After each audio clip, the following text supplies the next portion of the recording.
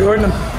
Yes, sir. Technical fall against an Iranian that he looked like he wanted to wrestle you. No doubt.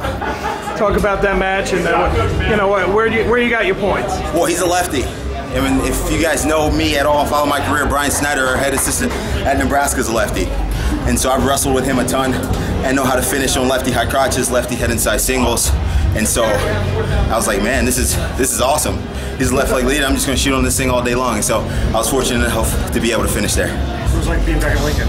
Yeah, definitely. It's like being back at home. I feel like I was in the wrestling room, and so it's not a lot of time you beat Iranians 10-0, and so it was a great match for me. The Iranian fans love me, the American fans love me as well, and so I'm just happy to be here, and it was a great performance by myself. Certainly the whole weekend, I think you only gave up 2 points. Yeah, for sure, and I wish I wouldn't have given up those, but there's always a process when you're going into an event where you think about what you've done and what you want to accomplish. And so this weekend I really wanted to be stingy on defense, and I think I did a good job of that, but there's still a lot of things for me to work on. And so until I'm tech falling every opponent, regardless of name, regardless of country, I still got a lot to work on. Jordan, you fired up the crowd a little with the USA chant after the match. I mean, yeah, talk Iranian about fans, that. man, they're awesome. And so, they've been giving it to us a little bit. They've won a couple of the close matches early in the event, and they're relentless. They've got bells, whistles, but I've got myself. I've got these 2 things right here and a couple of double legs in my arsenal. So it was a good day, good match, and I want to get the crowd fired up, and I want to be the guy that can turn this duel around and hopefully put us back in the match. Okay, Mr. Burroughs. Yes, sir. So your wish was granted. We talked yesterday, so you want to play against Iranian. Yeah, and it was awesome, but I want to win this duel, so it's still not over yet. We got a couple more guys that are yet to wrestle. So let me ask you this. Now, this win, does it mean anything about the nuclear talks or anything? No, not at all. I don't get into politics. It just means that a couple of those double legs and single legs I hit were like so some you won doesn't mean anything.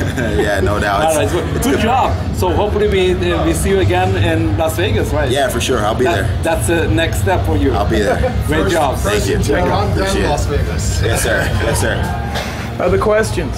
Jordan, where are you at in terms of next year and relationship with the city before like that? I'm in a good place. I'm in a good place physically, good place mentally. I have an 8-month-old son who's growing very quickly, and so I like to spend a lot of time at home. I'm not doing as much traveling overseas or as much time at training camps, but for me it's all about sacrifice.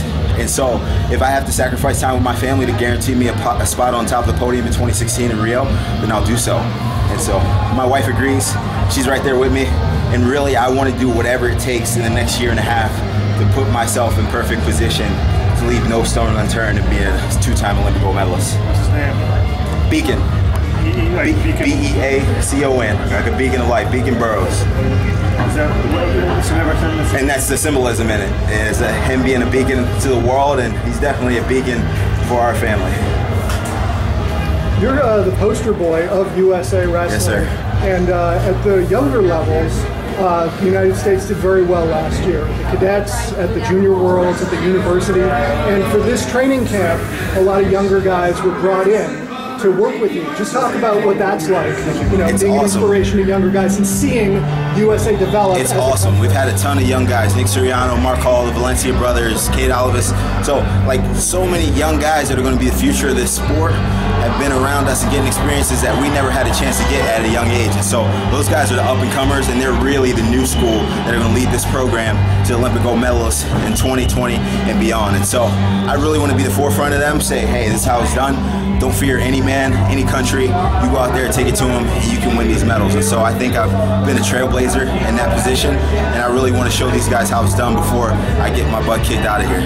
Right. I mean, and it's not just folk style wrestling. I mean, freestyle wrestling in particular, is getting bigger, and sure.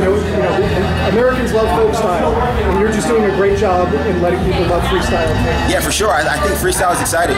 For me, I loved folk style for a long time, and then once I graduated from college, I really made the full-time transition of freestyle, and I loved it ever since. And so it's my favorite of the 3 disciplines, and I really think that it can take off in our country if we start having bigger events like this and really putting it to the forefront of social media, some of the media outlets, ESPN, Fox Sports Net, whatever necessary to put wrestling in the households and living rooms of people throughout this country. I think it needs to be done to show people that the sport is cool. Well, right now we just need to win this one. Right, for sure. If we win this duel, people will be talking about it. And so if we don't, it'll be like, oh, we lost to Iran for the 4th year in a row. So I think that we have to do big things in order for people to pay attention to us. Any other questions? Jordan, thank you very much. No problem. Thank you guys.